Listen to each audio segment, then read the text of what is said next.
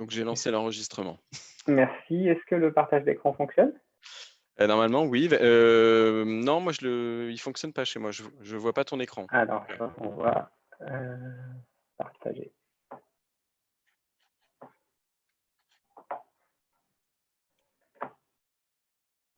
Est-ce que maintenant c'est bon?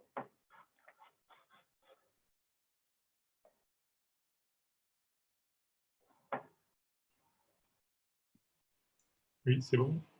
Merci. Merci Bertrand pour l'invitation. Je vous invite à voyager un petit peu et à imaginer un pays qui, dans un carré de 100 km de côté, vous offrirait le parc naturel régional du Luberon,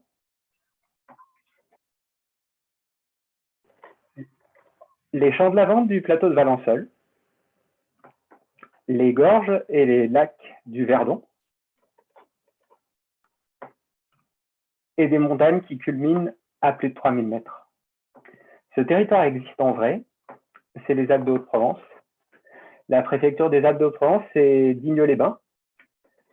Et en plus, dans les Alpes de Haute-Provence, il fait tout le temps beau. Donc, c'est le paradis pour faire du vélo. Le département des Alpes de Haute-Provence a une politique assez active d'aménagement et de promotion de ces itinéraires cyclables dans tout le département. Et c'est ce dont je vais vous parler ce soir.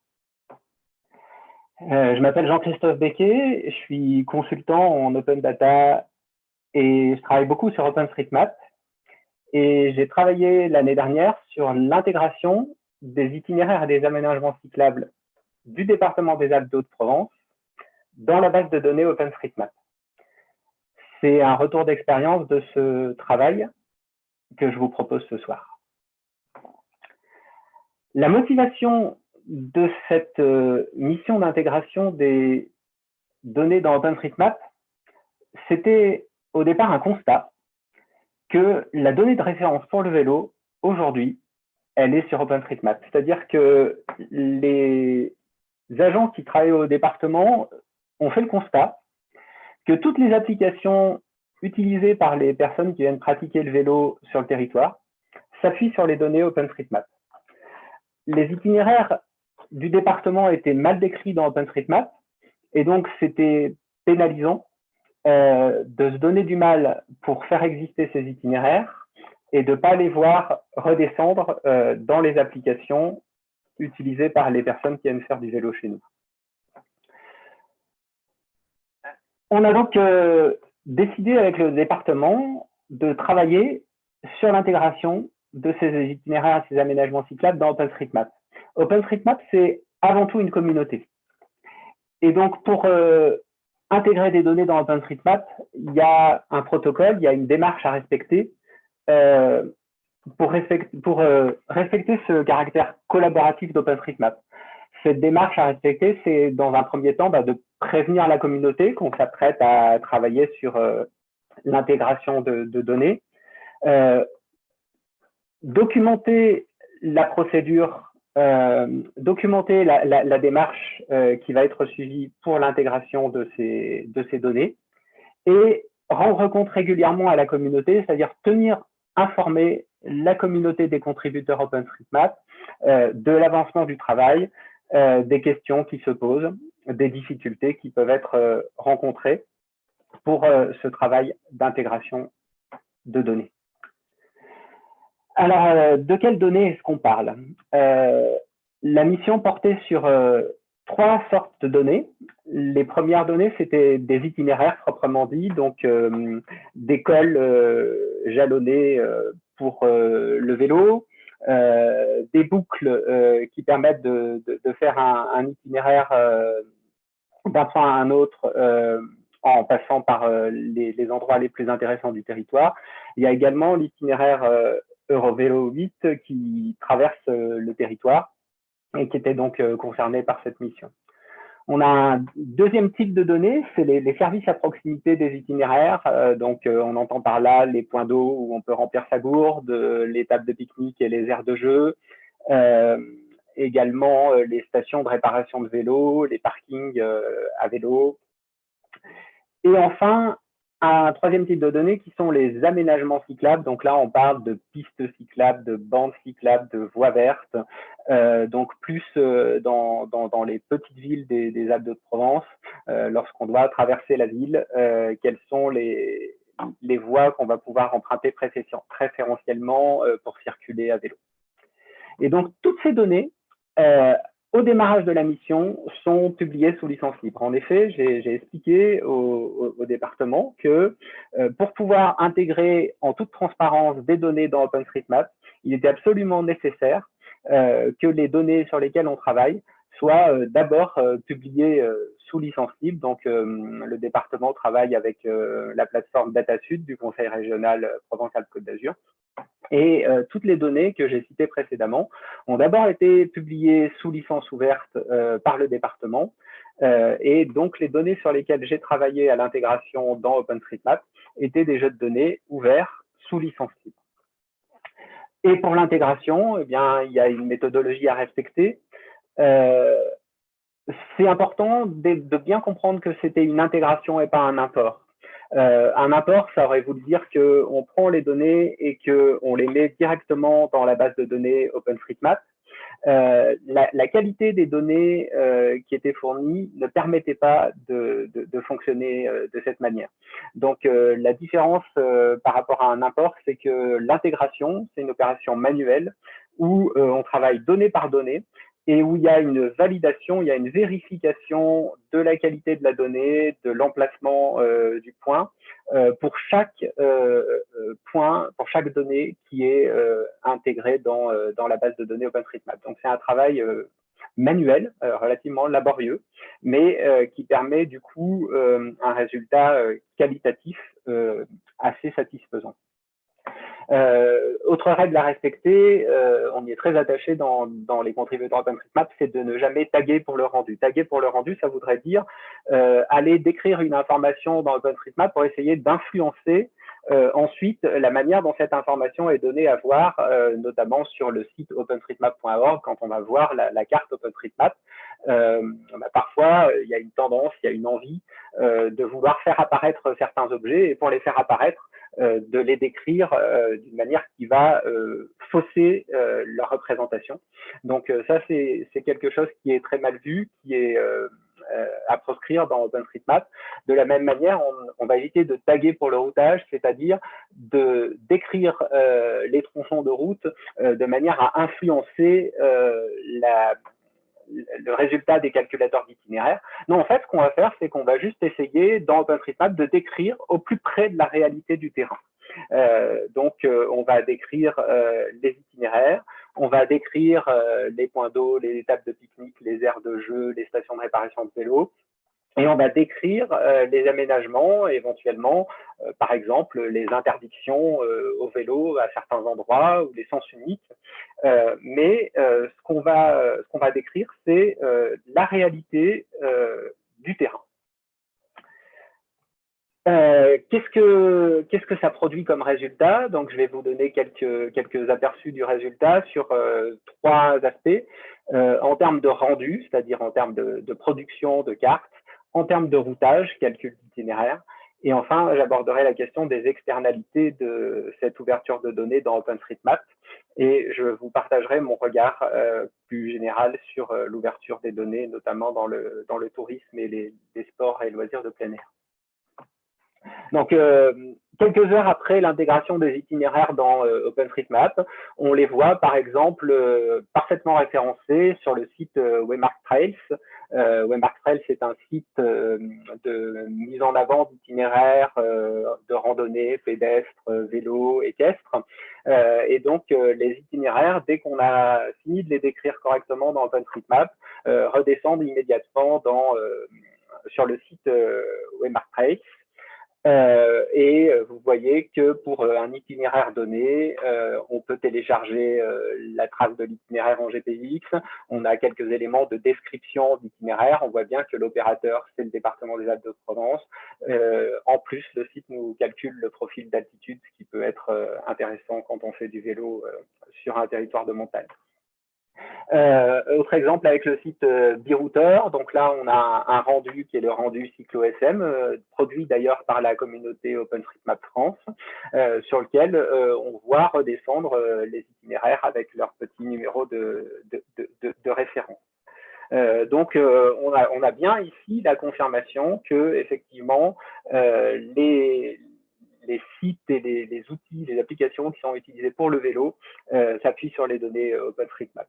Dernier exemple en termes de rendu, on peut produire des rendus personnalisés avec un autre logiciel développé par la communauté OpenStreetMap France qui s'appelle UMap. Et donc, voilà une carte des itinéraires sur le département. Et puis, il y a un zoom un petit peu plus rapproché, les itinéraires autour de Digne-les-Bains et puis les petits aménagements, table de pique-nique, points d'eau, et station de réparation de vélos. Sur le routage, voilà donc un exemple avec le site Open Route Service. On fait un calcul d'itinéraire en voiture. Ce tronçon de route est dangereux pour les cyclistes et donc il est interdit à vélo. Si je demande à mon calculateur d'itinéraire de me calculer le même trajet mais à vélo, après la contribution, après l'intégration des données et le fait d'avoir renseigné que ce tronçon est interdit au vélo, effectivement, on contourne. Et même résultat sur le site GeoVélo, application très utilisée par les personnes qui circulent à vélo. Donc voilà, on voit que effectivement les données sont bien redescendues dans les différentes applications. Et donc, voilà, pour conclure, effectivement, c'était une bonne, l'hypothèse est validée, hein, c'était une bonne idée de décrire les itinéraires et les aménagements cyclables dans OpenStreetMap. On voit bien que ça redescend dans les applications destinées aux utilisateurs finaux. Et ce que je voulais dire en conclusion, c'est que la donnée ouverte est une donnée vivante, c'est-à-dire que je vous ai montré quelques échantillons, mais en fait microscopiques, du résultat de cette intégration de données. Mais ce qui est vraiment puissant avec OpenStreetMap, c'est qu'en fait, il y a tout un tas d'autres applications que je ne connais pas forcément, qui aussi consomment les données OpenStreetMap et qui bénéficient donc de ce travail d'intégration. Et j'aime bien dire aux acteurs du tourisme, voilà, quand vous dépensez de l'argent, vous dépensez de l'énergie pour promouvoir votre territoire, pour faire connaître vos itinéraires, et puis qu'en bas de la page, vous marquez copyright tout droit réservé, reproduction interdite.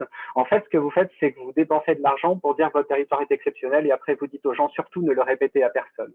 Alors que si vous partagez vos données sous licence libre, eh bien, elles vont pouvoir se propager et générer donc de nouvelles externalités en alimentant de nouvelles applications que vous ne connaissez pas ou qui n'existent pas encore. Voilà, je vous remercie. La présentation sera mise à disposition sous licence libre avec une page avec toutes les références et les liens vers les sites que j'ai évoqués. Merci Jean-Christophe. Est-ce qu'il y a des questions? N'hésitez pas à poser vos questions dans le chat.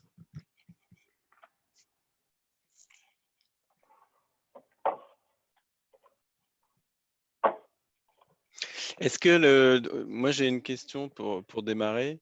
Est-ce que ce que tu as fait pour ce département, il y a eu un partage avec d'autres départements et il y a des actions qui pourraient se reproduire parce que le tourisme étant quand même la matière première de la France, on doit être le premier ou le deuxième pays touristique au monde.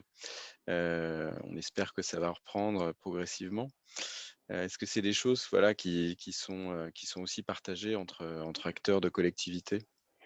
Alors, pas encore, d'où mon enthousiasme de répondre à ton invitation ce soir. Je ferai également une présentation, alors moins orientée mobilité du coup et plus orientée tourisme au Geodata Days le 15 septembre à Grenoble. Et effectivement, ça fait partie de mes objectifs, de mes envies de convaincre d'autres départements de faire le même travail. On peut décliner la démarche soit sur le même type de jeu de données sur d'autres territoires, soit sur le même territoire sur d'autres données. Avec le département des Alpes-de-France, on a par exemple Excusez-moi.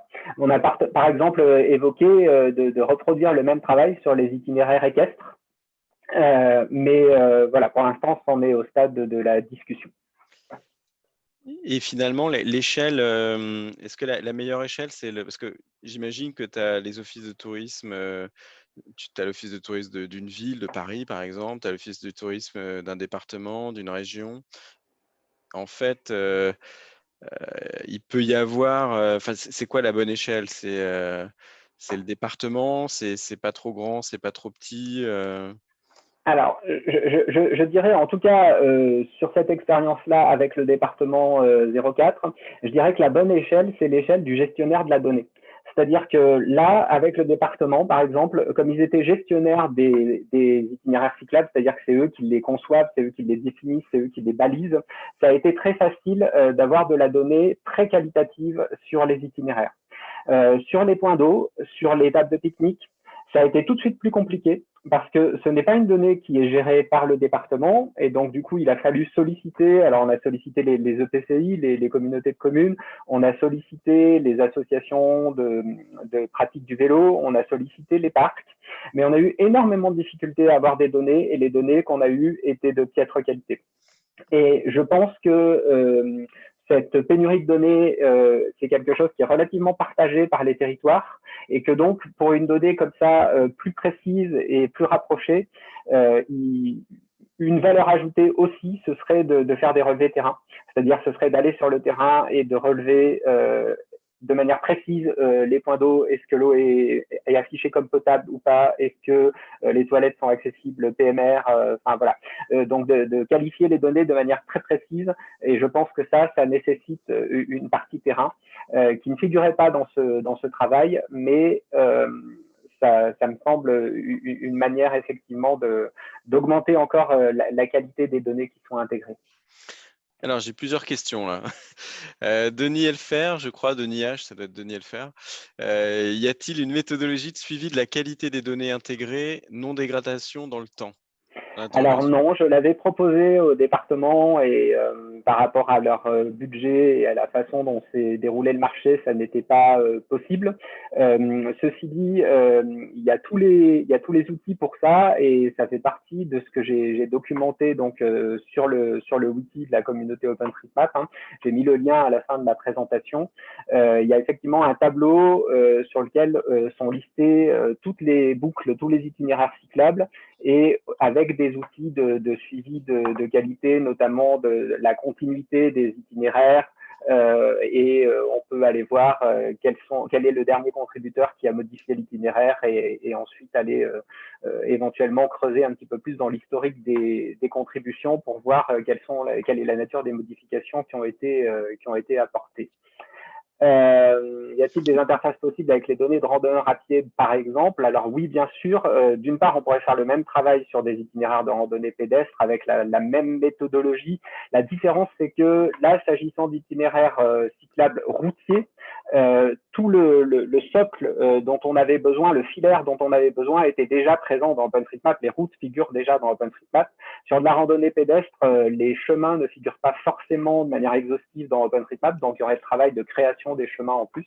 Mais ça me paraîtrait effectivement hyper pertinent de l'ajouter.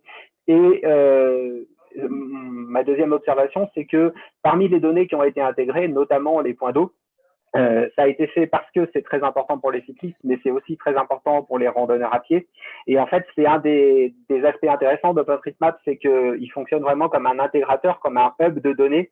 Et on a intégré des points d'eau pour les itinéraires cyclables. Ça profite à tout type de consommateurs de données, que ce soit vélo ou pas. Et nous, quand on a intégré les données cyclables, de la même manière, on a bénéficié de toutes les données qui avaient été intégrées par d'autres pour d'autres motivations, et notamment sur les tables de pique-nique, par exemple, il y en a un grand nombre en fait dont je n'ai eu qu'à vérifier le bon emplacement et la bonne description. J'ai pas eu à les ajouter parce qu'elles figuraient déjà dans la base de données. N'y avait-il pas des données existantes dans OSM pour les données non apportées par le département? Alors oui, effectivement, et ça fait partie donc de ce travail d'intégration, c'est-à-dire c'est de confronter, voilà, quand on a une donnée qui existe que dans le jeu de données ouvert et pas dans OpenStreetMap, on l'ajoute après avoir vérifié la cohérence et la qualité de la donnée. Quand la donnée existe dans OpenStreetMap et pas dans la base de données ouverte, on fait confiance aux contributeurs OpenStreetMap et aux observations terrain, et donc on la laisse.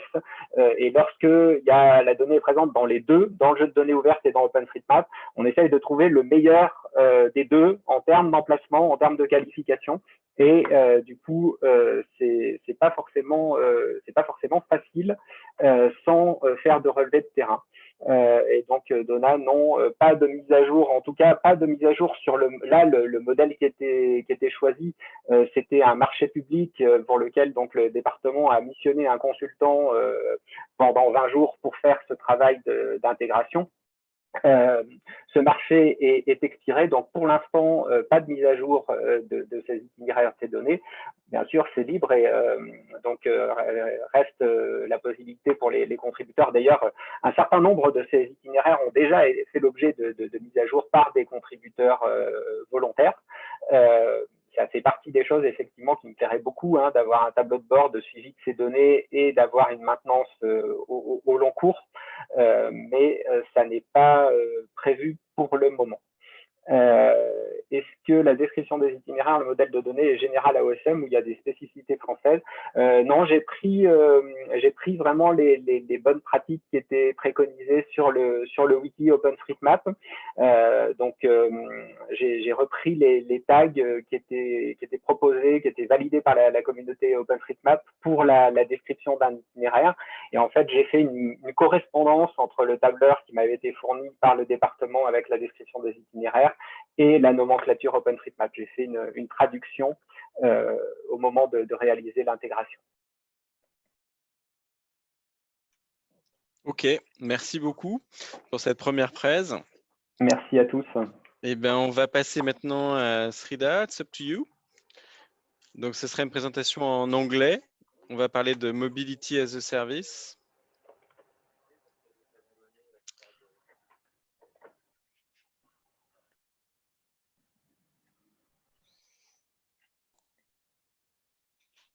That's okay. Able to see my screen and hear me as well. So, good evening, everybody. I start the slideshow.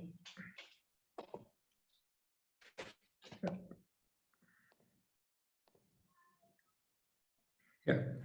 So, good evening, everybody. I would like to thank Kizio for giving me the opportunity to present my work around the different mass platforms that I have worked. And before we begin, I would like to introduce myself. I am Sridhar.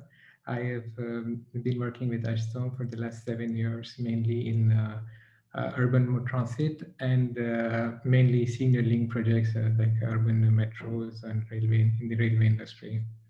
In the last couple of years, I have started to work on smart mobility, especially on mobility as a service and mass platforms. And I try to understand better the current state of the art, the limitations of the current mass systems. And I started to work on the solutions that could be presented, could be worked upon for the limitations that I had seen. So moving forward, I present with the existing limitations of current mobility as a service platforms. And one of the main limitations that we see is the lack of true multimodal services. And this is mainly a concern. I'd say most of the mass applications that are available around are limited to just public transport, but they do not give a mix and match of itineraries between public transport and private means. Another would be the inability of platforms to manage multiple data providers, and also the lack of having one mobility account. The unidirectional data flow is more the open data that is available is being relayed to the user, but there's not two-way exchange possible with the current mass platforms. It's not very modular, so it is also expensive to adapt to new technologies. So there's also risk of obsolescence. And one big thing is that there is numerous providers of MAS, and most of the providers use open data as a source of input, but the tools that enable the MAS platform or the open source data, they are more, I'd say, they're business oriented and they're proprietary to a company. So the tools that are used to really process the open data are not really open, and they're closed.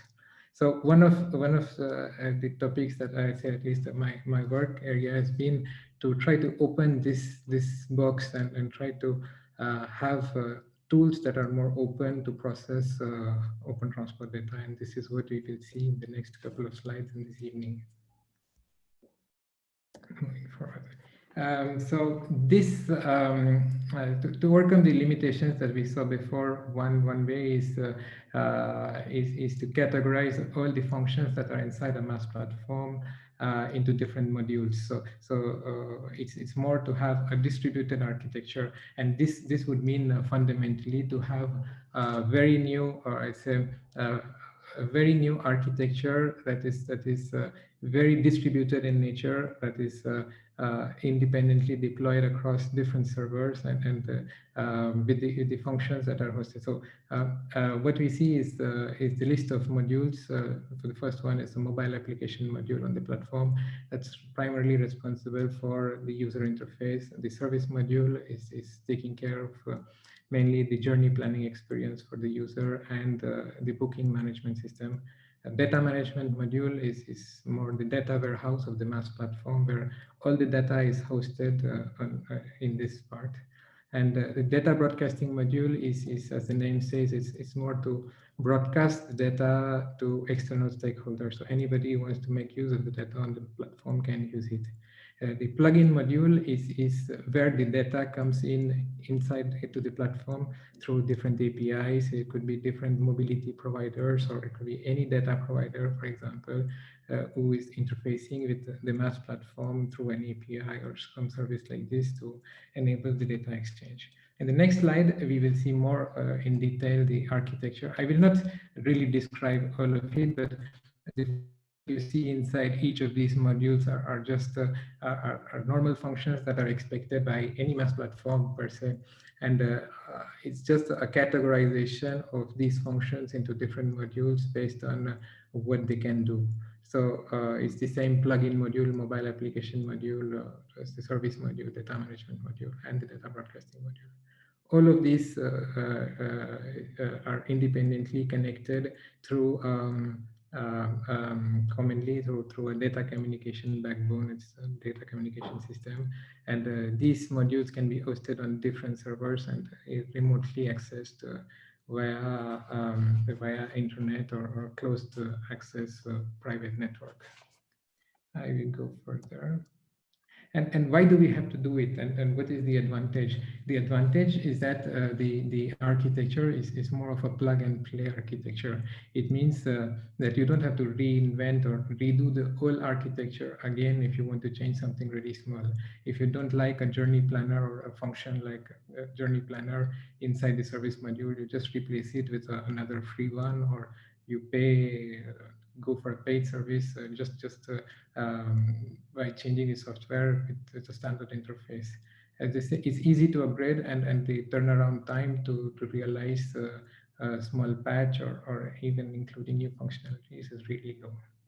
This can indeed help facilitating real-time inter-transport management. The main aim, in fact, of this architecture is to actually facilitate to the end user a tailored service, I say, to answer to all the mobility needs of an end user. So maybe with such a service or such a platform, it's easier for an end user to have all the services he wishes to have. And this is to bring in flexibility and extensibility to the platform. And moving forward, what I will share with you is the realization of the work that has been carried out. I had extensively tried to document the architecture of the concept that I just shown previously. I try to write the functional requirements, and as a proof of concept, I try to emulate the architecture that was shown before in different modules. So I tried to make some of the functions that were in different modules and build. So for the mobile application module, this is more the user interface. It was developed using Android Studio, so it's based on Android. It's simple. It's a very light application that runs on a mobile phone. It does not consume too much of your phone's resources because they're all transmitted. It is not doing any heavy computing. All the computing is done in the other modules, and this is just an interface for the user. And I've also done the service module, which is doing the multimodal information system. In fact, the idea or the approach that I have used in the proof of concept is mainly to use open source or low-cost hardware tools. So Navicia is one of the very good APIs that is the journey planning tool that is available for free, and it can be accessible for everybody. There it comes in with a lot of data sets, and I just reuse the data sets and the API of Navicia in the application. So what you see on the screen on the right is actually a Navicia that is housed into a nice looking UI. That's it. So what it is able to do is to provide a multimodal itinerary. So it is not limited to just private or public mode, but it's a mix and match of private and public modes. For example, you see there's a Metro Line 14 and there is a Velib. So there is a mix and match between private and public transport. I move forward. Then this is more the data management module. So for all of this to run, and also obviously if there are other data sets, you will need a huge database and different splits. So I have used Firebase as an example to show that it is easy to fetch data in real time from different data providers and host it. In fact, it's shown some pictures from the user authentication database. There is some from the static data of the stations, and then this is more data from bikes. It's in fact really the data. So it's really easy to fetch data through the plugin module and have it updating in the database, and then reuse it in the journey planning tools to get what we want. Then I went to the plugin module, which is with the use case of parking. Here, in fact, I chose this is because it could be interesting to have a solution like parking integrated into a MaaS, which is not seen very often. So the idea here is to have a journey planned for a user who owns a private car and he wishes to use a public transport. So if he has to say travel from point A to point B using a mix and match of private car and public transport, he can park his car at the nearest parking, make a booking through the mobile application, and in order to have a booking for the parking, it's easy to facilitate the entry, exit, the reservation, and everything for the end user. And this is done more or less using a low-cost hardware, which is a Raspberry Pi. It does not cost more. It just detects, it's mounted on the parking barrier. It detects the license plate, and then it gives the entry to the user if he has made a reservation, and then starts to count the entry time and exit time for the billing. So I just described the hardware and how it works. So it's just a Raspberry Pi computer with a camera, and we can also possibly integrate an RFID or an NFC reader, which can facilitate entry/exit. At the same time, it is able to detect the license plate of a car and give you the detected number plate. In the next slide, you will see the demo of the mobile application that is available.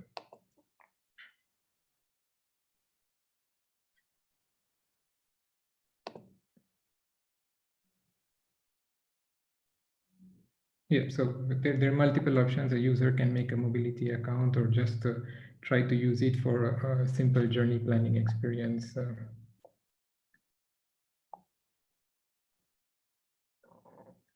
So as soon as a user logs in, he has got regular tools of journey planning experience from Navicia with the map and everything. He can choose what transport modes he wants to take and then try to make a search, give a from and to address and select.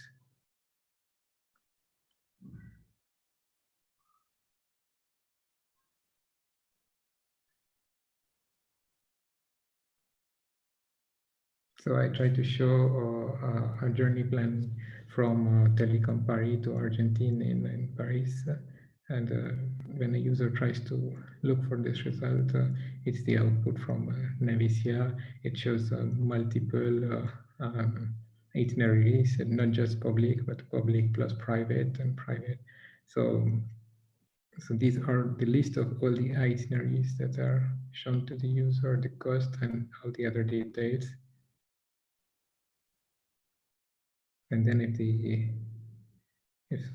itinerary is selected, you have all the further details. Okay, if he chooses a car plus public transport, he knows where to park, where to take the train, and then where to change.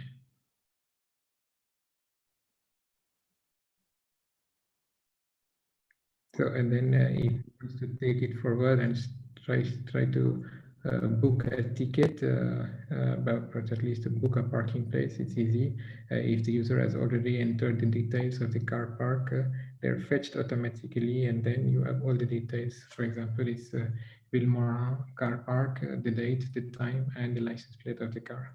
Once it is registered, it's simple. The booking is made, and then he can directly go to the parking and have his this thing validated.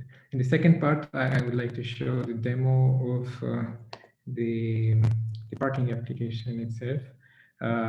This is the hardware that I had just shown in the previous slides. It's just that the hardware is connected to a monitor, and we show what is happening. We just try to give it some power and tries to boot up. One of the advantages of this is it's low cost. It's really simple to make the software in fact, it is Debian Linux based, and it can connect wirelessly over the internet and provide data to the platform. So as long as it is connected to a secure Wi-Fi, it can transmit information from remotely from a parking place to the maps platform. So on the left is actually it's a remote computer, which is actually trying to access the same camera remotely, but this is over the internet. So whatever happens on the right is also seen on the left. So you don't have to do anything. It automatically boots up the algorithm, which is the license plate detection.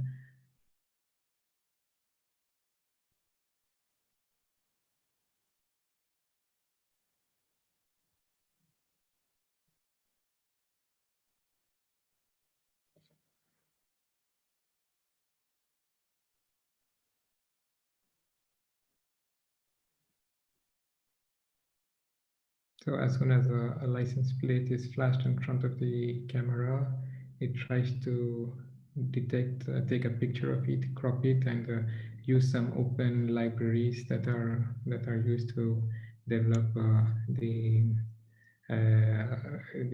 optical character recognition, and then it tries to give you this thing.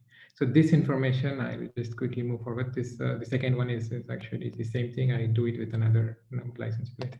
But this is actually used you can see here, it sent an email to me with the license plate number. So this can really be used to facilitate parking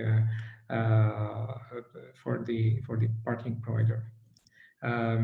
So in the end, to conclude, these are, I'd say, some of the challenges, and they talk about the next steps. One of the main challenges is for such a platform, and who will own the maintenance, because there is too many people in it and too many open sources. So is it the MaaS provider? Is it the software provider? So it's not very clear on this. And it is also important that such an approach, if we were to adopt, it has to be looked upon at the level of transport authority. We shall not look at other people as competitors, but we have to look at it in a collaborative way and collaborate with different people, different stakeholders. Again, the value addition shall be figured out, and the sustainable business model shall be worked. So this project, the immediate next steps of what is being done, I'm actually taking it forward, and the idea is to make a pilot experiment to test with real scenarios and try to test this solution, and then also onboard different data providers, see what is in need for them. And then finally, the idea is to have one MaaS platform that is that's with the UI that will enable access to the platform's modularity. So you can just click on what options you want to have from the MaaS platform, and then configure it, and then click on build my MaaS platform, and it shall be able to build a platform for you. And this is what I have for developing. And this is the end. Thank you very much.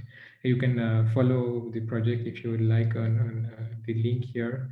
Don't hesitate to write me. And in fact, this link is still in the beginning. I just started to write, so it will take in the next couple of days. I will try to make it better and put some more content on it, and put all the parts of the code and the documentation here. Don't hesitate to contact me on the email, or if you have any further questions on this. So this is it. Thank you. Thank you, Sreedhar. So if you have any question, you can ask them using the chat. I have one. How long is it to make this prototype? Yeah, so this one, in fact, before making the prototype, I used almost spent more than 1 year trying to study on how the system should work, and what are the state of the art, and making documentation and everything. But the prototype for itself, it did not take a long time. It took me less than 3 months to build, I say even less than that, 2 months to make what you see here, just building once the concept and the specification was very clear. And did you use Navicia Playground, which is the API console? Yeah. In fact, I tried to use several versions of Navicia, the Navicia SDK. I tried to make my own data sets, and then try to feed it to Navicia. So in fact, I have several versions of the same application in different formats. I try to use private data from Velib, from different parking data. And what you see today is just one version. But there's different forms of Navicia that you can play around with and use to realize this application. So this is what I hope to have when with OpenTrip Planner or even Navicia. You can choose what you want and then try to build this thing. So I have other question from Priya. How will the on-street parking be built or considered? Do you plan to have sensors instead of cameras? Yeah, this is actually a good question. The solution is actually answering to parkings that are not on the street for the moment. But for the parkings on the street, we will have to think of a better way. For example, at least if you take the city of Paris, we have the park meters that are organized. So in fact, it would be more of a manual swipe in and swipe out with an RFID or a mobile phone swipe than really giving access control to the parking. So this has been asked by several people to me, what will you do if it was in the city of Paris? So the answer would be for the moment, what I have in mind is to manually swipe an RFID tag to validate the parking at the park meter. So another question from Patrick. When do you intend to publish source code and documentation?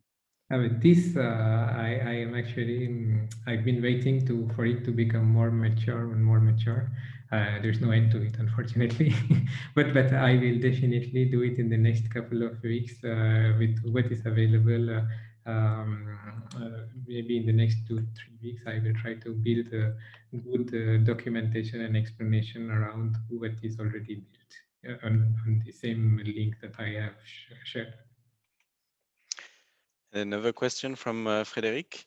Is the MaaS could integrate the personal user subscriptions, train, bike sharing, bus, Yes, other modes? this is, but I have not done it. I've taken 2 use cases actually. In fact, the idea was of the plugin module was this. So we have bike sharing and different mobility providers, and most of them, for example, Velib it gives already their open data with in real time, including the availability on bike stations. So I have integrated it. It's not so difficult to do it with the current technology or current available things. Okay. Does the platform consider the ticketing for multiple modes? Yes, so this is something that as the vision is to have a ticketing service. It's you book for a journey and then collect the money from the user for all the modes, and then the MaaS provider is responsible to disperse the money that has been collected to individual mobility providers. But this is again building it is not so easy. I mean, I say it's more complicated in terms of from a business point of view. It's not a technical limitation, but a business limitation that has to be answered before working on the technical stuff. But that's the idea of having such a MaaS platform. And do you collect the payment after or before the trip? It depends on how much I say it's prepaid service. Normally, this is what I had in mind. But for the parking, when I had to really work with some of the parking providers, I tried to make a tariff and the cost based on the parking and the regular transport. And I've made a simulation of this thing, and it was more prepaid and subscription like Navigo. Introduce a new offer tying up with operators like RATP and the parking providers like Indigo offer a combined subscription, and then it would be easy for the user to make one payment and use it. Have you already shared your work on architecture with any working group working on standards for MaaS platform? And there's another question a bit like this. Is the project funded only by internal R&D or co-funded by Europe, French R&D programs? Yeah, for the moment, it is still under it's in the stage of a proof of concept. So it's not been funded by anybody for the moment. It is just You? yeah, myself, whatever is and everything. I spend my own money. But the thing is, I would like to use the Fabric de Mobility as a platform and take it forward. For the moment, it has not been shared with anybody, except for, in fact, I had interacted with some people at the European level that was more to understand the framework around parkings and what is the law saying about facilitating MaaS. So it was more to understand better the needs at the European level. But in fact, this has not been really published or used anywhere or shown anywhere. It's been actually, it's not been so long since this has been built. It's just been 2 months since it is working and it is at this stage. So there's still a long way to go, and definitely any collaboration with organizations that are willing to take it forward, at least reuse existing pieces of this software, could be interesting. We can explore a lot of possibilities together. Okay, thank you. Thank you. Thank you, everyone. Thank you. On va passer à la présentation de Pierre. Pierre, si tu es là, je te propose de prendre la suite avec le partage de ton écran. C'est à toi.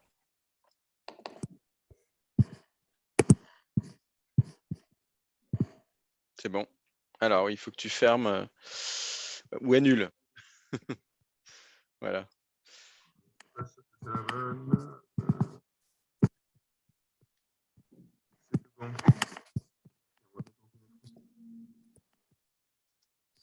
Pierre et Simon, cofondateurs tous les deux de la startup Mobility. Alors, on t'entend pas forcément très bien. Ouais, vous m'entendez mieux là? Un petit peu mieux. Ouais. Je vais parler fort.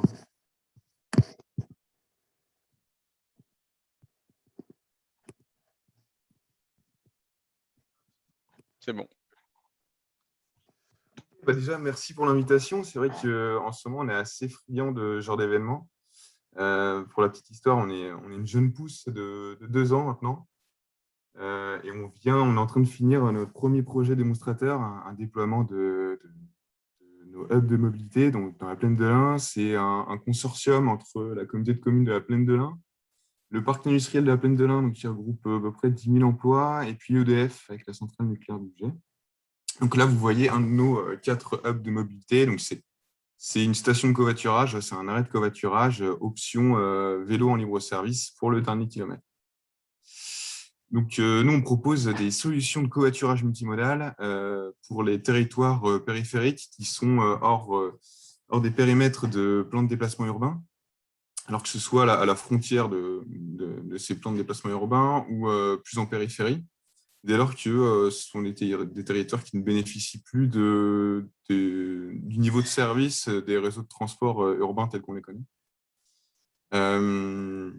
Donc, en fait, l'ambition, c'est vraiment essayer de pouvoir soulager le trafic des allers-retours ville-campagne et puis de faciliter l'accès aux zones d'activité, aux bassins de vie des périphéries, dans des territoires donc, qui sont très dépendants à la voiture individuelle, avec on a vu des gros taux d'autosolisme. Donc, on est parti de 2 constats. Donc, le premier constat, c'est évidemment que dans ces territoires, il y a une faible desserte des transports en commun, ce qui est normal, parce que c'est des territoires qui sont moins denses et que ça coûte énormément d'argent de pouvoir se faire desservir en entier. Donc, ça ne rivalise pas avec le niveau de service de la voiture, ce qui justifie qu'elle soit largement majoritaire. Et l'autre constat, c'est qu'on a du mal à faire covoiturer les personnes pour des trajets du quotidien type domicile-travail. Déjà parce qu'elles n'ont pas le gain financier instantané comme on a dans le covoiturage longue distance Blablacar. Effectivement, quotidiennement, il faut s'organiser pour se donner des lieux de rendez-vous, qu'on n'a pas forcément les mêmes heures de travail, qu'en plus, il y a le stress de la vie quotidienne, du boulot qui rentre en compte. Donc, il y a assez peu de personnes qui s'y frottent. Donc, il faut une grosse action d'animation, un package mobilité entier pour pouvoir réussir à covoiturer. Donc, nous, notre innovation, on a misé là-dessus, c'est-à-dire qu'on vient créer les passerelles entre les transports en commun existants, du covoiturage quotidien, et on va même jusqu'à la micro-desserte via location de vélo, via des arrêts physiques et logiciels. Hop.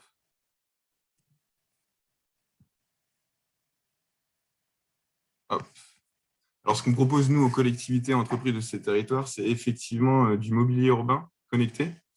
Donc, c'est ces arrêts qui vont être mis en place dans des lieux stratégiques en sortie de gare, TER, sur des terminaux de bus.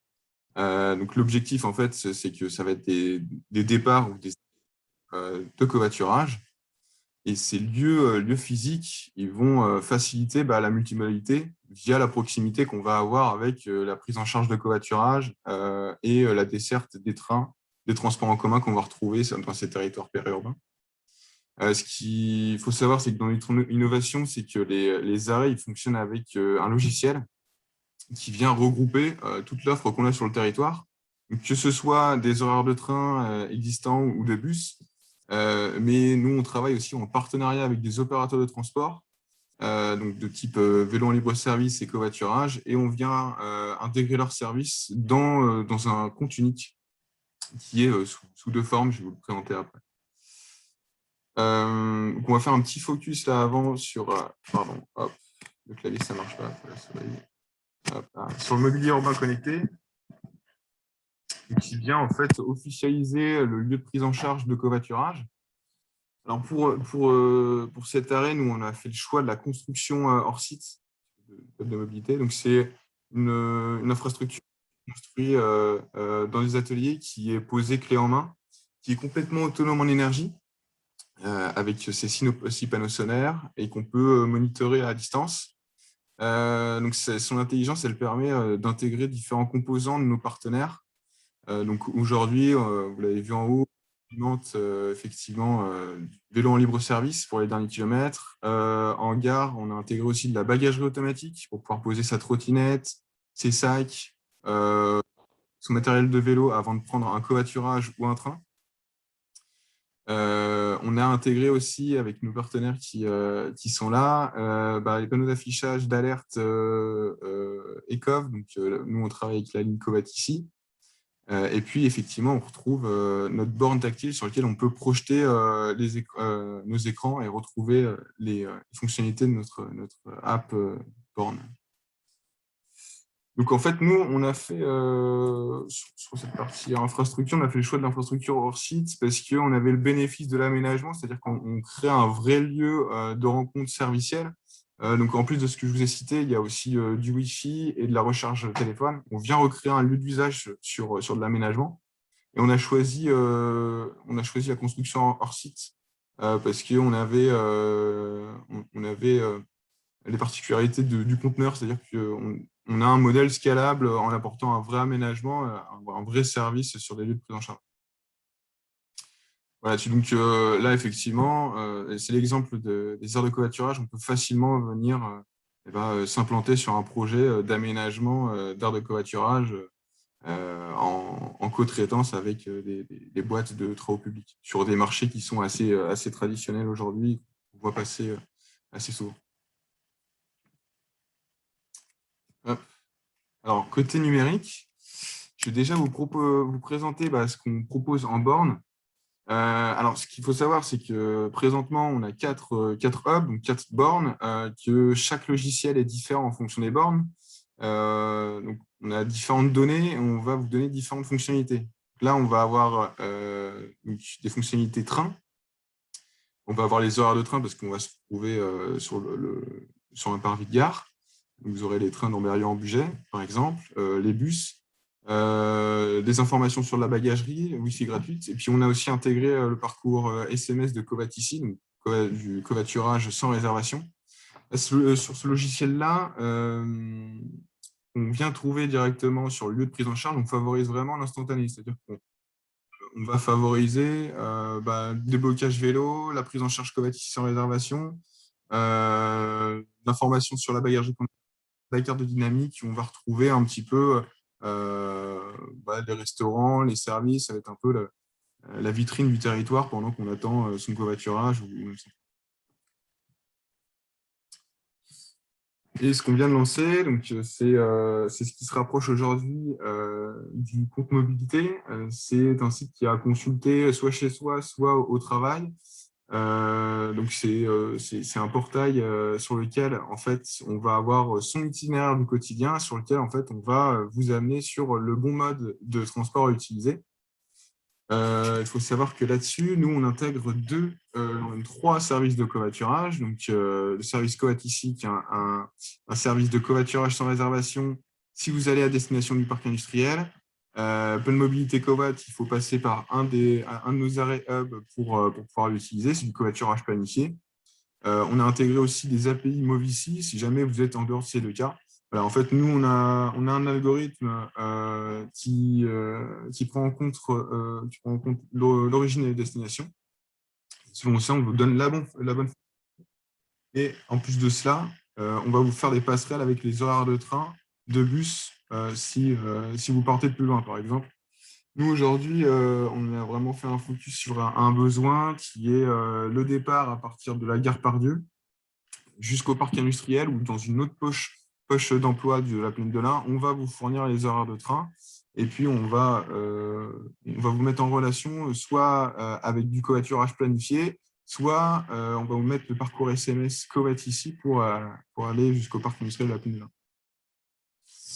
Voilà, là-dessus, on travaille aussi, aujourd'hui, on continue à améliorer notre web app, qu'elle soit la plus ergonomique et facile d'utilisation, à savoir que l'utilisateur, il peut facilement changer des horaires, customiser ses trajets du quotidien pour avoir en fait un référentiel à la semaine.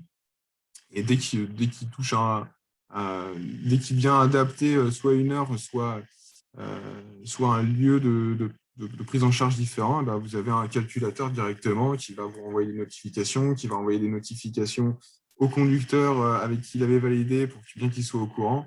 Voilà, ça se fait, c'est un peu la complexité de la chose, mais c'est une première version qu'on vient tester aussi sur le terrain aujourd'hui. Ça a été lancé en mai. Aujourd'hui, on a des premiers utilisateurs, on prend des retours, mais on est plutôt assez satisfait. On vient compléter l'offre de départ de la Penela. Ouais. Hop.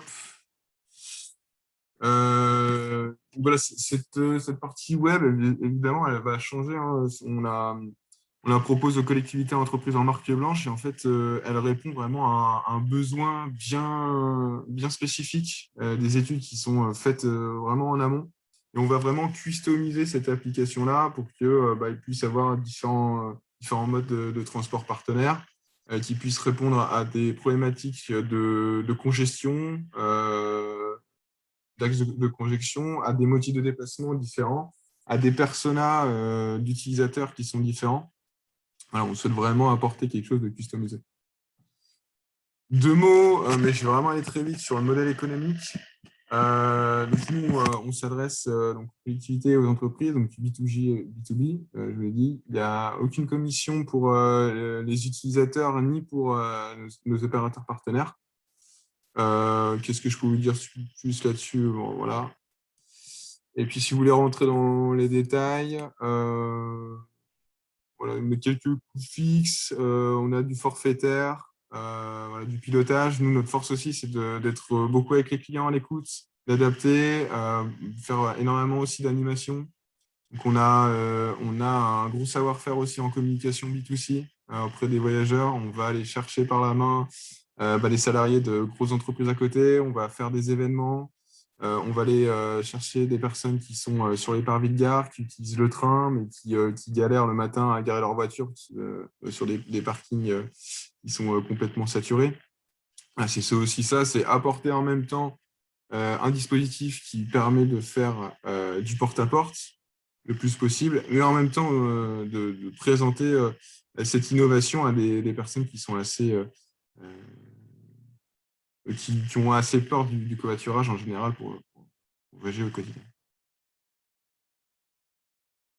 Voilà, aussi le hub de mobilité. Alors, nous, c'est effectivement, on peut se poser la question, on a un gros parti pris effectivement pour l'aménagement parce que dans la création d'usages sur les lieux de prise en charge, à apporter un vrai aménagement et des services qui sont autour, comme la bagagerie automatique, c'est comprendre aussi les problématiques des utilisateurs. Et on se rend compte que c'est plus facile du coup de pouvoir vraiment s'organiser sur ces lieux-là si on apporte vraiment ces services. Mais effectivement, ça a un coût. Donc aujourd'hui, on propose aussi en location. C'est-à-dire que on va pouvoir vous proposer le ou les hubs de mobilité en location qui va intégrer le service global, logiciel, pilotage, communication, gestion de projet. Et puis voilà, comme on l'a dit, c'est déplaçable à l'infini. On peut aller partout dans la région en France pour 700 € sur un semi-remorque. C'est clé en main, complètement autonome. Hop, voilà. Merci beaucoup, Pierre. Alors, j'ai une première question de Lina, Strasbourg. Vous sous-traitez la bagagerie à qui? C'est une société qui s'appelle Cashbook, qui est aussi une start-up, qui est à peu près votre âge, 2-3 ans. Comment ça s'écrit? Casebook? Casebook. C-A-S-E-B-2-O-K. Ah, ok. Je ne connaissais pas. Ouais, ils sont au réseau Entreprendre Drôme. Et eux, alors c'est des anciens motards qui étaient plutôt dans soulager les équipes, enfin les motards dans leur équipement quand ils prenaient le train. Après, ils ont voulu travailler dans le tourisme, voilà, ils se diversifiaient un peu. Puis avec nous, ils ont vu que dans la mobilité, c'était aussi intéressant.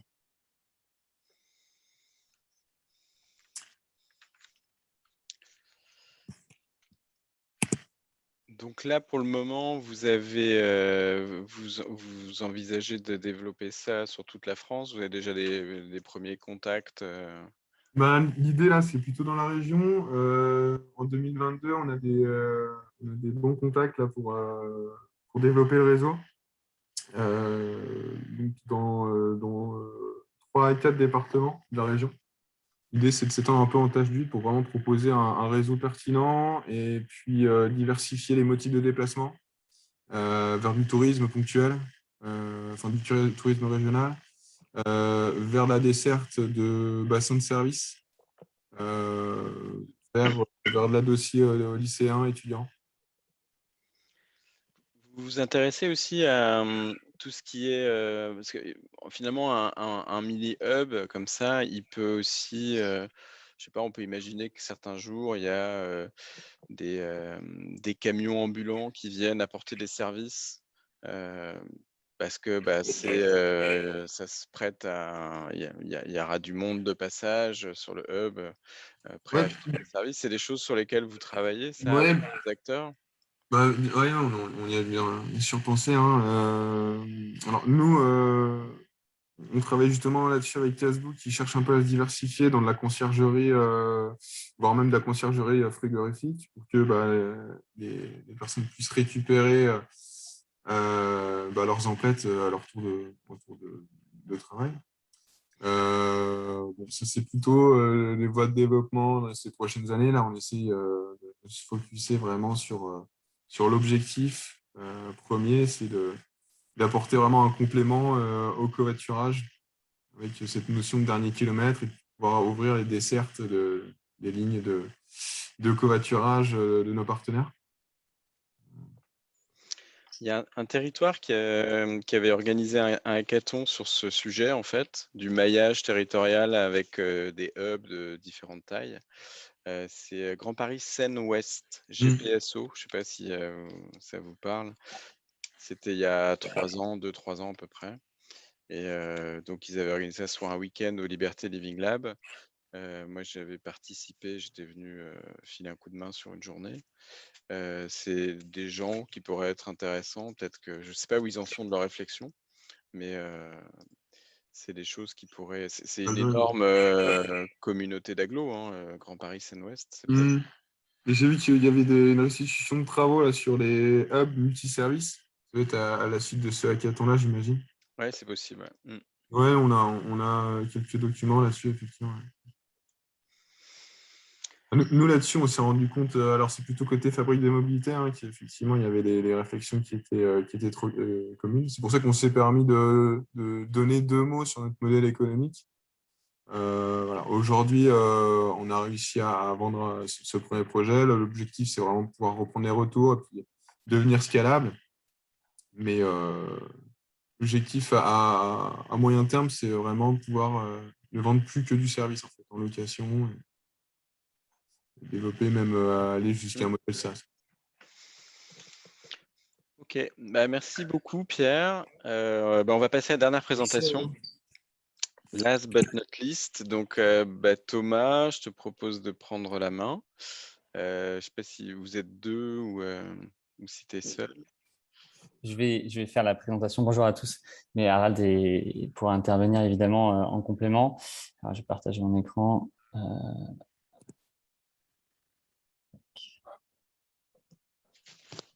Je vais voir ma présentation. Elle est en plein écran. Pas tout à fait encore, mais c'est en cours. C'est bon. Ouais, c'est bon? C'est parfait. Okay. Eh bien, merci d'abord de votre accueil. Merci Bertrand pour l'invitation. Donc Ecov, eh bien, comme Pierre nous a introduit un peu plus tôt, on est opérateur de lignes de covoiturage dans les territoires périurbains et ruraux. On est une soixantaine de personnes aujourd'hui. Notre siège social est à Nantes, mais les équipes sont à Paris, Lyon et Nantes principalement. Et après, on est présent dans d'autres territoires. On est une start-up, mais on est inscrit dans l'économie sociale et solidaire depuis le début. Et on a une quinzaine de réseaux pilotes qui sont aujourd'hui en exploitation ou en préparation d'exploitation dans des conditions assez diverses. Et voilà, je vais expliquer ce que l'on fait. Donc oui, notre implantation territoriale, là, vous la voyez sur les territoires qui sont bleus, les départements bleus, on a des réseaux pilotes, et sur les départements jaunes, c'est des endroits où on a des études qui sont en cours, puisque c'est quelque chose qu'on a développé, j'en parlerai un petit peu à la fin. Alors, une ligne de covoiturage, quel est le principe? La ligne de covoiturage, c'est d'arriver a pour vocation d'arriver à faire de la voiture un transport collectif en reprenant les principes qui fonctionnent bien dans les transports collectifs en zone dense et en les appliquant sur le réseau routier, c'est-à-dire d'arriver à structurer les liaisons de points du territoire où on va permettre ces liaisons comme si on avait une ligne de transport collectif, de faire que ces points soient bien identifiés dans le territoire, d'où le partenariat avec Pim sur la plaine de l'Ain, par exemple. Mais ça, on le fait sur tous les territoires où on va en articulation, évidemment, avec les autres modes de transport et faire en sorte qu'on ait des services qui soient performants. L'enjeu, c'est qu'on induit une contrainte dans l'espace, c'est-à-dire que vous ne pouvez pas faire du covoiturage en porte-à-porte de toute origine, toute destination. Il n'y a de covoiturage que depuis et sur les lignes de covoiturage. Par contre, sur ces lignes-là, on vise et on atteint sur les lignes qu'on a réussi à bien structurer, à faire du temps réel, c'est-à-dire une mise en relation où un passager fait une demande et en quelques minutes, il trouve un conducteur. Donc, on a une contrainte dans l'espace, mais on a une liberté dans le temps, ce qui est une approche très différente du covoiturage longue distance ou du covoiturage de proximité qui passe par des principes de mise en relation. Et toutes ces lignes sont elles-mêmes incluses dans le système de transport, le système de mobilité, puisque notre modèle économique, c'est celui d'être un opérateur de mobilité pour le compte des collectivités. Donc, on les déploie en articulation avec les autres systèmes qu'elles-mêmes déploient. Pour illustrer ça, je peux passer cette petite vidéo qui est un témoignage sur un de nos projets, donc le projet entre Bourgoin-Jallieu et Lyon, qui est exploité sous la marque Lane et qui permet de voir le parcours utilisateur et la façon dont les usagers réagissent au sujet.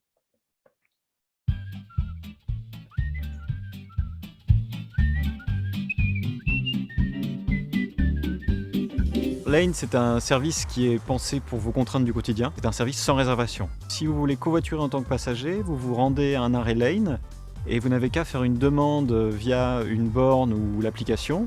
Votre demande est affichée sur des grands panneaux lumineux tout autour de l'arrêt. Elle est reliée par des notifications qui sont envoyées au conducteur. C'est une solution apportée par les collectivités pour ne plus dépendre de sa voiture au quotidien.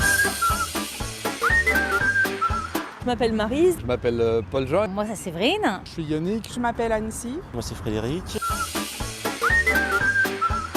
Je suis passagère et avant, j'étais conductrice. Je suis conducteur. Conductrice et passagère. Je dirais que je suis pour 2 tiers passagers, 1 tiers conducteur. Aujourd'hui, passager essentiellement. J'ai été conducteur pendant un peu plus de 6-8 mois. Je suis conductrice depuis le mois de mai.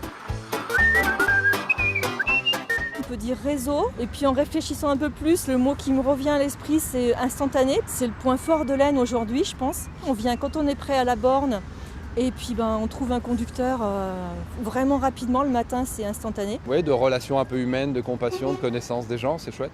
Joindre l'utile à l'agréable. Écologie. Donc pour nos enfants, il est quand même urgent d'avoir une prise de conscience, je pense. Simplicité, en fait, c'est on se prend pas la tête, il n'y a pas de rendez-vous. On se présente à la borne, on lance l'appli, on attend 5 minutes et on a quelqu'un, quoi. Souplesse. Ensuite, il y a un côté économique pour moi aussi. Ça me divise mes frais de transport quasiment par 2. Ce matin, j'avais même pas fait la demande, qu'un conducteur est passé, il me dit mais je vous suivais en descendant la route et j'ai vu votre trottinette, je me suis dit c'est Lane ça. Donc en fait il s'est arrêté en même temps que moi à la borne, donc instantané pour le départ. Alors une anecdote, c'est qu'un matin on s'est retrouvé 4 personnes en même temps à la borne Lane. Donc on est montés tous les 4 dans la même voiture et on s'est retrouvés les 4 même à la même heure le soir, on est repartis les 4 dans la même voiture.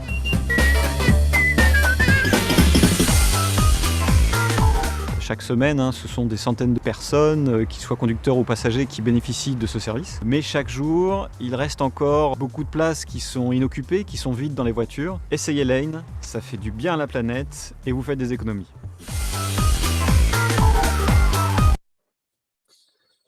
Donc voilà pour la présentation. Vous aurez compris que c'est une vidéo à destination des utilisateurs, des usagers et qui a été tournée avant la période Covid. Elle a été tournée mi-2019. Vous voyez toujours mon écran? Pas de problème? Il faut que je remette en plein écran.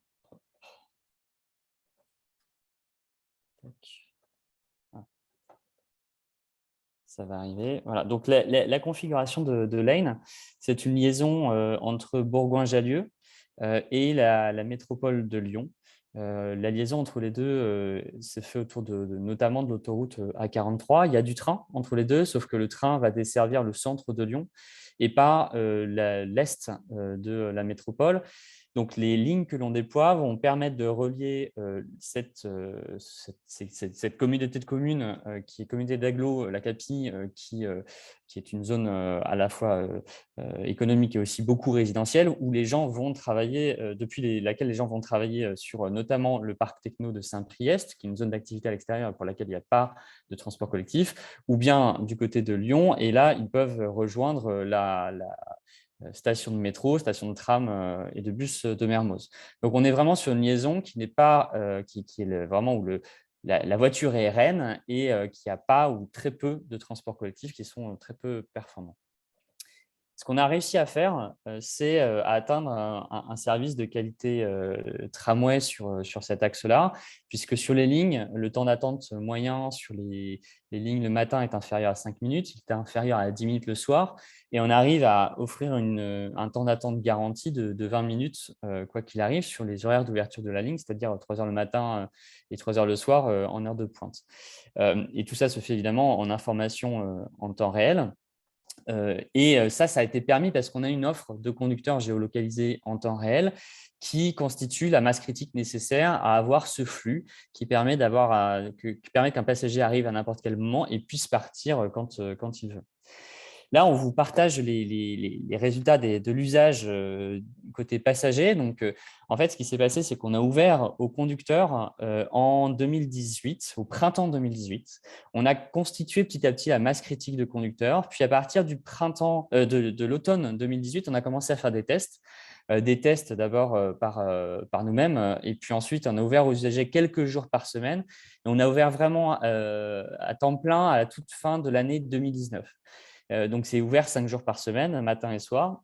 Et donc, à partir de décembre 2018, janvier 2019, on a eu une croissance continue de l'usage passager, comme vous pouvez le voir, comme une montée en charge d'une ligne de transport collectif, partant de zéro, puisqu'il n'y avait pas d'usage de cette nature sur ces origines destinations-là. Et on a eu une croissance non-stop. Il y a eu des chutes à des moments, mais ça correspond à des fermetures temporaires parce qu'il y a des vacances, ou bien à des week-ends longs, ou bien à des périodes de vacances où la fréquentation est moins bonne. Et même en février, qui est le dernier mois plein, on était en croissance puisqu'on est au même chiffre en valeur absolue, mais en fait, il y avait des vacances sur cette période-là. Et puis évidemment, on s'est pris la crise Covid en pleine face, hein, comme tout le monde. Donc, l'usage s'est effondré côté passager puisqu'on a même arrêté, on a fermé les lignes, puis après on les a rouvertes petit à petit. Et là, vous voyez l'impact à chaque fois du confinement. Et ça s'arrête en mars, là, et à chaque confinement ou période de vague Covid, évidemment, tout rechuté et on repart quand les choses se détendent. Donc là, on est en pleine reprise. Et comment est-ce qu'on arrive à obtenir ça? C'est d'abord, au-delà de la quantité, d'abord, c'est aussi une question de qualité. C'est-à-dire qu'on a, au-delà du volume, je pourrais revenir dessus, mais on a 80% de nos passagers en situation pré-Covid qui étaient d'anciens autosolistes, des gens qui lâchent leur voiture pour devenir passagers en covoiturage. C'est évidemment l'acte le plus difficile à obtenir de la part d'un autosoliste, c'est de lâcher sa voiture.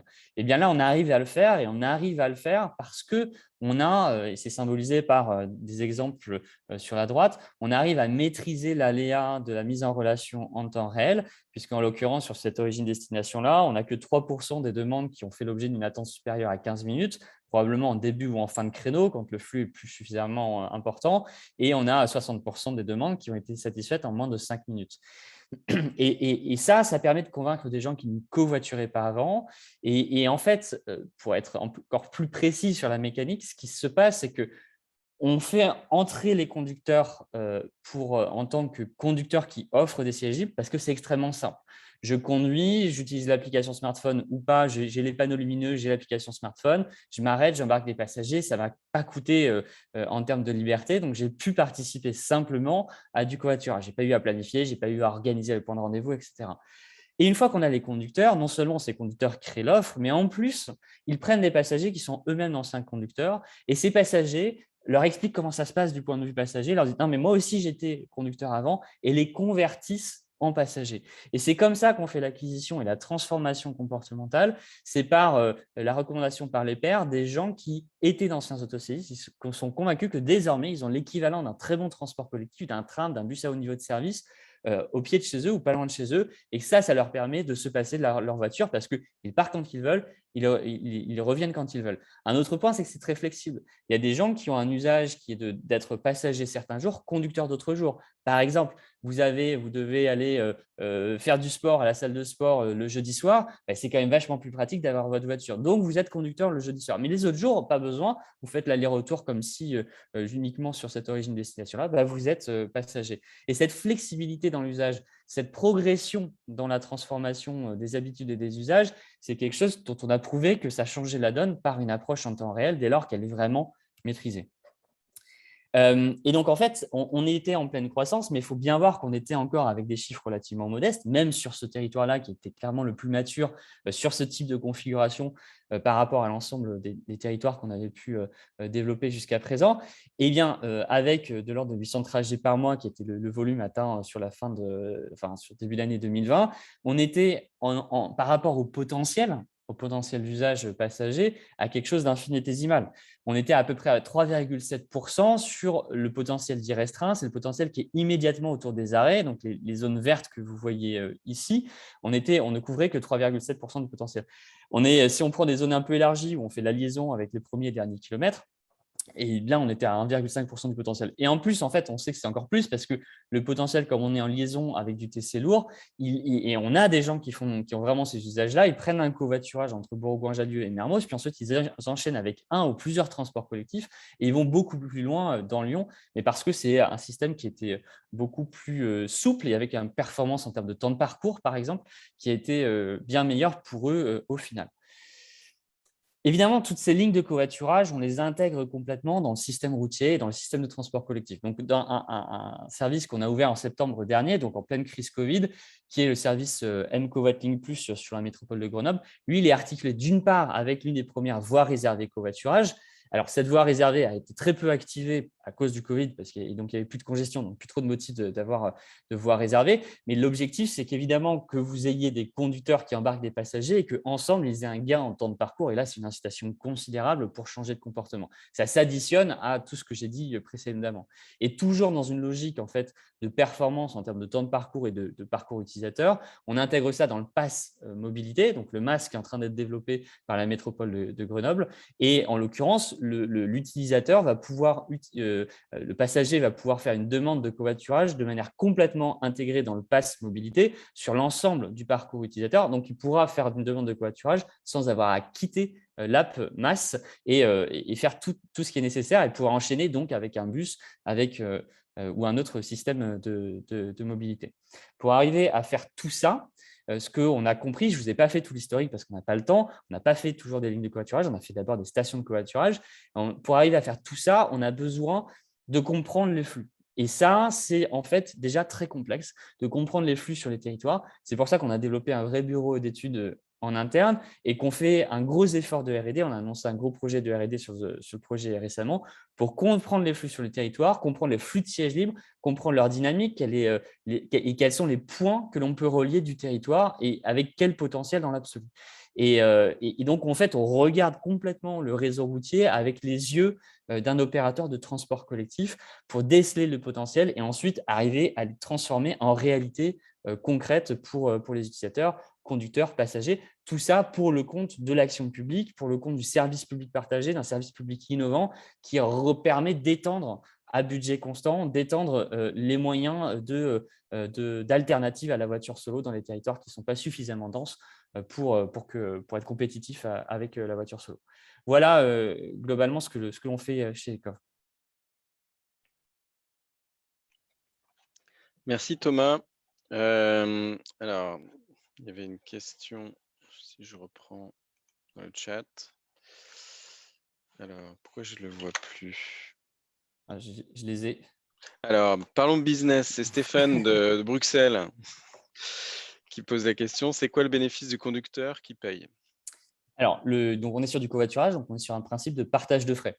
Donc, le conducteur ne peut jamais gagner plus que ce que lui coûte le trajet. En revanche, il gagne dans le modèle que je vous ai indiqué, mais en fait, on a dans d'autres territoires, dans des zones où la solidarité joue un plat, il n'y a pas forcément de partage de frais et ça marche très bien sans partage de frais. Ce n'est pas ce que je vous ai montré ici. Dans ce que je vous ai montré ici, on est sur un axe majeur, les flux sont massifs, la solidarité, ce n'est pas la motivation principale ou la première ou spontanée. Donc, la question financière est importante. Et la mécanique en fait, d'incitation, elle est double pour les conducteurs.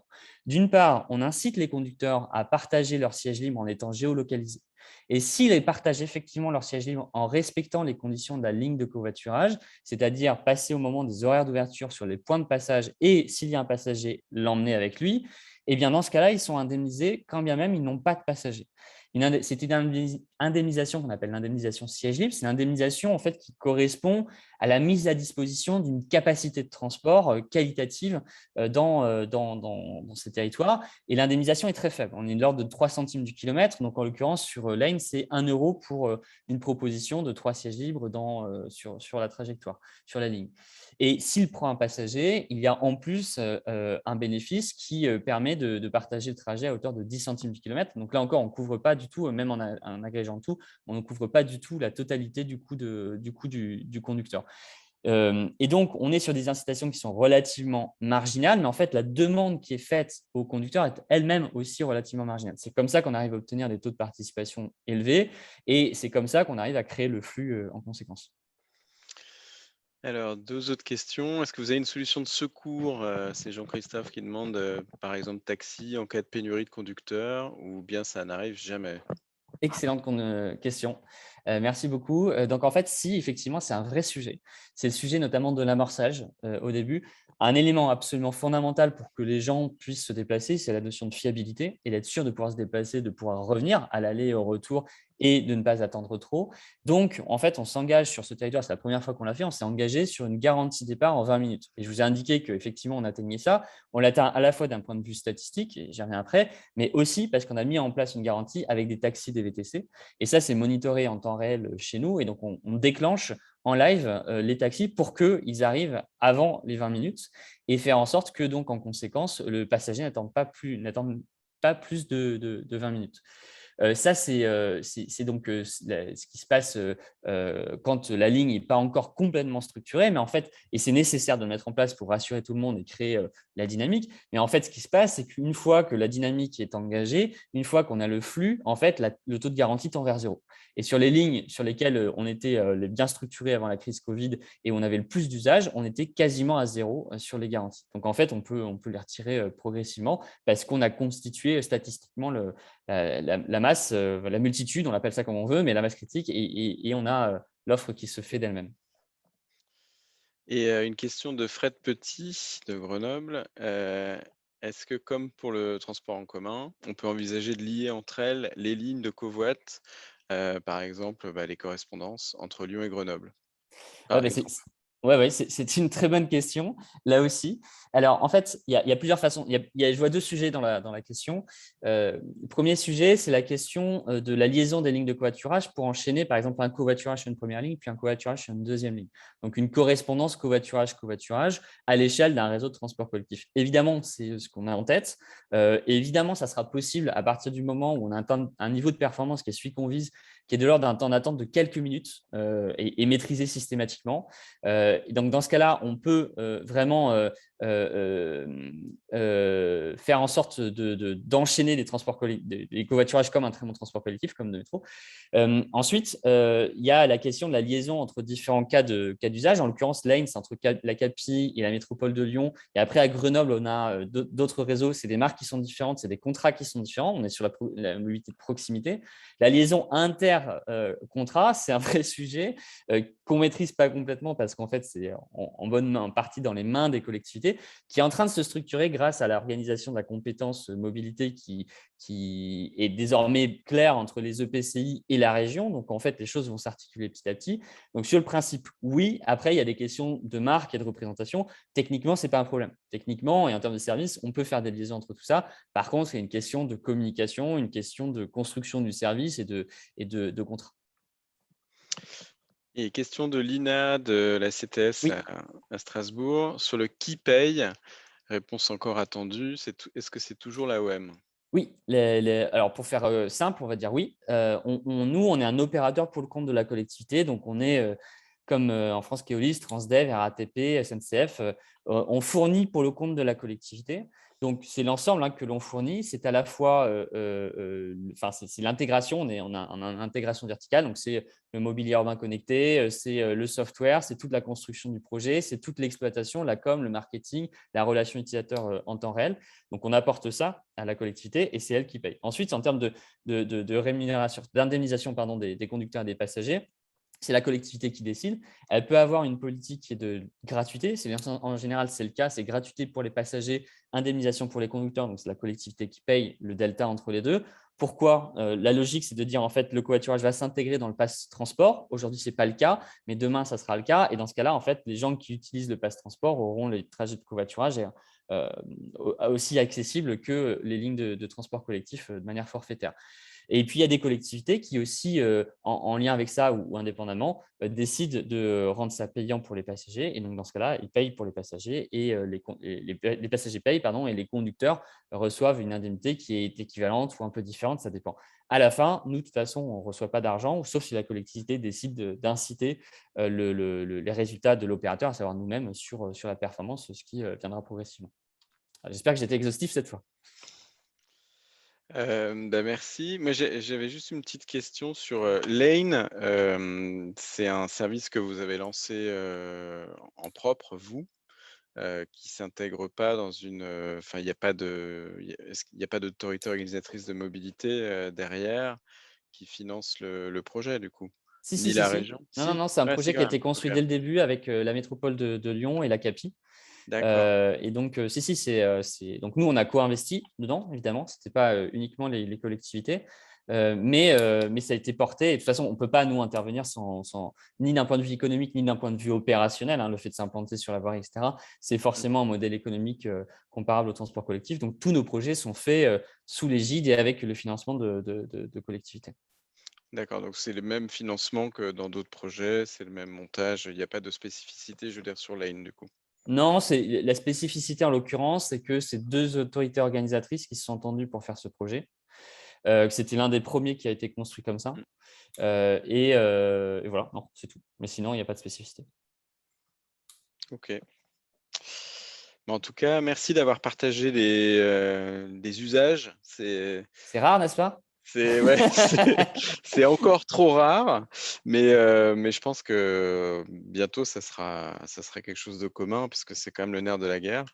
Et c'est intéressant, moi, je trouve, de voir le potentiel, de toujours s'interroger par rapport au potentiel. Quand tu montres que les 800 trajets par mois, c'est 3,7% du potentiel, ça peut donner envie aussi d'aller un peu plus loin pour essayer de capter 10 ou 15. Pardon. Et dernière question sur les données routières, sur le bureau d'études qui travaille justement sur toutes ces données pour mieux comprendre où est-ce qu'il faut mieux aller proposer des services et agir. est-ce que toi, par exemple, moi, j'ai en tête que les données routières, c'est quelque chose de très peu open data, partagé, à commencer par les données bison futé, les données de trafic routier, les choses comme ça. Et aujourd'hui, bah, ça s'achète, c'est pas donné. Ou alors il faut passer par des API avec IR ou des acteurs de ce type. Euh, j'ai cru comprendre que Bison Futé allait ouvrir ses données. J'ai pas de date en tête, mais toi, c'est un frein pour vous, ce manque d'ouverture sur le routier, où vous arrivez à trouver des moyens de faire le job sans payer une fortune pour accéder à des données? C'est un vrai sujet d'exploration encore aujourd'hui, de R&D, de manière globale. Le premier niveau de réponse, c'est qu'il y a quand même suffisamment de données en open pour pouvoir faire des choses déjà, notamment sur les bases INSEE. Il y a des données de comptage de l'État ou des acteurs publics qui peuvent être publics. Après, les collectivités ont elles-mêmes des fois des données qu'elles peuvent nous fournir. Donc, ce n'est pas gratuit, mais en tout cas, c'est public. Ça rentre dans le giron public. Et après, on va chercher des compléments de sources de données qui peuvent être payantes cette fois-là. Et aujourd'hui, c'est encore l'état de l'art est pas encore très avancé là-dessus. Donc, en fait, on ne sait pas exactement quelle est la vraie valeur économique. Et voilà. Et donc, mais clairement, le fait que ce soit en open faciliterait beaucoup de choses sur l'analyse des dynamiques de territoire. Mais bon, aujourd'hui, on arrive déjà à s'en sortir et y compris sur des modèles qui sont un peu payants, mais pas trop chers, ça peut aller. Je me permets juste de répondre à la question qui est dans le chat, si ça ne te dérange pas. Oui, vas-y. Oui, donc nous, nos contrats, c'est des contrats publics. Donc, il y a respect évidemment du code des marchés publics. Donc, ça dépend du type de contrat public qui est passé. Ça dépend des niveaux, des seuils, marché d'innovation ou pas. Donc, il y a parfois un peu de gré à gré et souvent des mises en concurrence. Donc, ce sont, par exemple, le projet de Grenoble que j'ai évoqué tout à l'heure. C'est un projet c'est un appel d'offres. À notre connaissance, c'est le plus gros appel d'offres en matière de services de covoiturage qui avait été lancé par une autorité organisatrice. Et donc, voilà, avec une mise en concurrence, bien sûr. Et sur les données, là-dessus, juste petit décrochage, mais évidemment, les données, elles appartiennent à la collectivité. C'est-à-dire à l'utilisateur en premier, mais à la collectivité. C'est-à-dire qu'à la fin, en remise en concurrence, si on n'est pas retenu, nous, on transfère les éléments pour qu'un autre opérateur puisse exploiter ça. Et on n'est pas dans des approches prédatrices où la collectivité finance les trajets, etc., et l'opérateur privé garde tout, y compris les données. C'est-à-dire que le jour où l'opérateur disparaît, pivote, se fait racheter, etc., la collectivité n'a plus rien et tout l'argent qu'elle a mis pour constituer cette masse critique, etc., qui est un vrai asset, un vrai actif virtuel, a disparu alors que c'était de l'argent public. En l'occurrence, pour nous, ce n'est pas le cas. La marque peut appartenir à la collectivité si elle veut mettre sa marque. Les données peuvent appartenir à la collectivité. Donc, il y a continuité du service public, il y a continuité de l'action publique. Ce qu'on construit, c'est du long terme. Et en même temps, il y a garantie de la mise en concurrence parce que évidemment, c'est des cycles. Et après, mise en concurrence, à nous de rester les meilleurs. Ok. Donc, comme disait Fred Petit, il y a plein de choses à faire avec les données d'usage, notamment routières, pour créer des services et fiabiliser le temps réel, qu'ils soient routiers ou transport en commun. Mais ce sera un sujet pour une autre fois. Avec plaisir, on peut en parler. Alors, en tout cas, merci beaucoup pour les présentations et les gens qui ont assisté à ce meet-up. Et puis là, il va y avoir une petite pause estivale et on reprendra, j'ai pas encore prévu de date, mais pour le mois de septembre. Je pense que ça sera encore en visio et on verra après si on reprend aussi